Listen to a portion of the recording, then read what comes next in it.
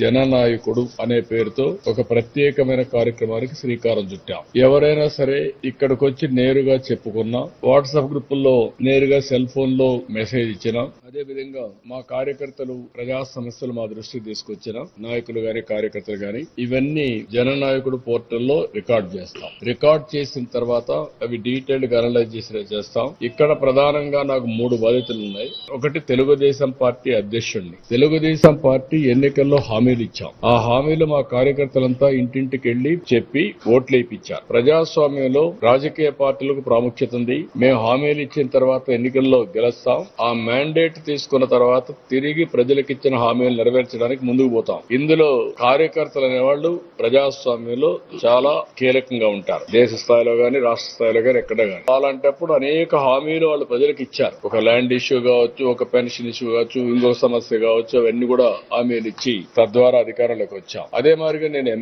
ఎమ్మెల్యేగా ఉన్నప్పుడు నాకు ఒక ప్రత్యేకమైన బాధ్యత ఈ నియోజకవర్గం పైన ఉంటుంది. నేను కాన్స్టిట్యూన్సీ నర్చర్ చేయాలి. 8వ నేను నిలబడ్డానికి గెలిపించారు. కంటిన్యూగా 8 సార్లు గెలిపించారు. అలాంటప్పుడు ఈ కాన్స్టిట్యూన్సీకి నేను చేయాల్సిన బాధ్యత నా మీద ఉంటుంది. అది ఒక పక్కన. 3వది, నేను ముఖ్యమంత్రి అయినప్పుడు ఎక్స్పెక్టేషన్ కూడా ఎక్కువ ఉంటాయి. ఏవైతే ప్రభుత్వ పాలసీల ద్వారా మేము ఇచ్చిన హామీలు నెరవేర్చుకుంటూ తద్వారా ప్రజలకు న్యాయం చేయాల్సిన బాధ్యత, ఒక గుడ్ గవర్నెన్స్ ఇవ్వాల్సిన బాధ్యత నా పైన ఉంటుంది. ఈ 3 బాధ్యతలను నెరవేర్చాలంటే సమర్థవంతంగా ఇక్కడ జననాయకుడనే పోర్టల్ నేను ఎమ్మెల్యేగా ఇక్కడ పెట్టుకున్నాను. నా పిఏ ఉంటాడు. ఒక పక్క మా రాజకీయ నాయకులు కూడా ఉంటారు. ఇంకో పక్క గవర్నమెంట్ కాడా ఉంటుంది. ఏవైతే జెన్యున్ ప్రాబ్లమ్స్ అన్ని పరిష్కారం చేయడానికి పీజీఆర్ఎస్ ఆ పోర్టల్కి వెళ్లిపోతాయి. నాకు రియల్ టైమ్ గవర్నెన్స్ ఇంటిగ్రేట్ అవుతుంది. అందరికీ స్టాండర్డ్స్ ఫిక్స్ చేస్తున్నాం.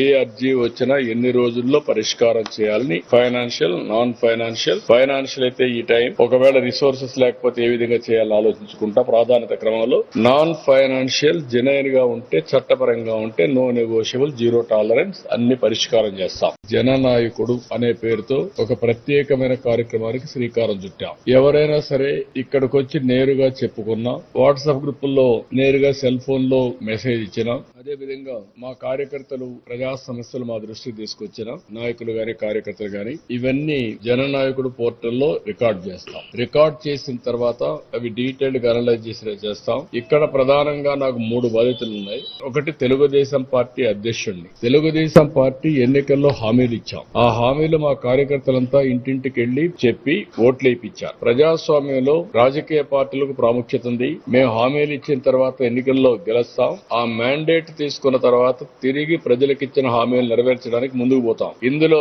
కార్యకర్తలు అనేవాళ్లు ప్రజాస్వామ్యంలో చాలా కీలకంగా ఉంటారు. దేశ స్థాయిలో గాని రాష్ట్ర స్థాయిలో గాని ఎక్కడ గాని. అలాంటప్పుడు అనేక హామీలు వాళ్ళు ప్రజలకు ఇచ్చారు. ఒక ల్యాండ్ ఇష్యూ కావచ్చు, ఒక పెన్షన్ ఇష్యూ కావచ్చు, ఇంకొక సమస్య కావచ్చు, అవన్నీ కూడా హామీలు ఇచ్చి తద్వారా అధికారంలోకి వచ్చాం. అదే మాదిరిగా నేను ఎమ్మెల్యేగా ఉన్నప్పుడు నాకు ఒక ప్రత్యేకమైన బాధ్యత ఈ నియోజకవర్గం పైన ఉంటుంది. నేను కాన్స్టిట్యూన్సీ నర్చర్ చేయాలి. 8వ నేను నిలబడ్డానికి గెలిపించారు. కంటిన్యూగా 8 సార్లు గెలిపించారు. అలాంటప్పుడు ఈ కాన్స్టిట్యూన్సీకి నేను చేయాల్సిన బాధ్యత నా మీద ఉంటుంది. అది ఒక పక్కన. 3వది, నేను ముఖ్యమంత్రి అయినప్పుడు ఎక్స్పెక్టేషన్ కూడా ఎక్కువ ఉంటాయి. ఏవైతే ప్రభుత్వ పాలసీల ద్వారా మేము ఇచ్చిన హామీలు నెరవేర్చుకుంటూ తద్వారా ప్రజలకు న్యాయం చేయాల్సిన బాధ్యత, ఒక గుడ్ గవర్నెన్స్ ఇవ్వాల్సిన బాధ్యత నా పైన ఉంటుంది. ఈ 3 బాధ్యతలను నెరవేర్చాలంటే సమర్థవంతంగా ఇక్కడ జననాయకుడనే పోర్టల్ నేను ఎమ్మెల్యేగా ఇక్కడ పెట్టుకున్నాను. నా పిఏ ఉంటాడు. ఒక పక్క మా రాజకీయ నాయకులు కూడా ఉంటారు. ఇంకో పక్క గవర్నమెంట్ కాడా ఉంటుంది. ఏవైతే జెన్యున్ ప్రాబ్లమ్స్ అన్ని పరిష్కారం చేయడానికి పీజీఆర్ఎస్ ఆ పోర్టల్కి వెళ్లిపోతాయి. నాకు